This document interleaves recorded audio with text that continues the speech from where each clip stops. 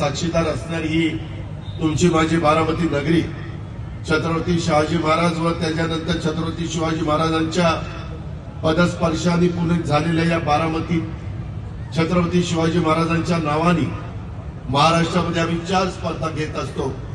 एक कबड्डी स्पर्धा घेत असतो, एक खो खोची स्पर्धा देखील घेत असतो, एक व्हॉलीबॉलची स्पर्धा घेत असतो आणि एक कुस्तीची स्पर्धा घेत असतो। आणि त्याला राज्य सरकारकडनं मला आठवतंय सुरुवातीला आम्ही 25-25 लाख रुपये या स्पर्धेच्या करता राज्याच्या वतीने द्यायचो, परंतु हळूहळू तो आकडा 75 पर्यंत नेला।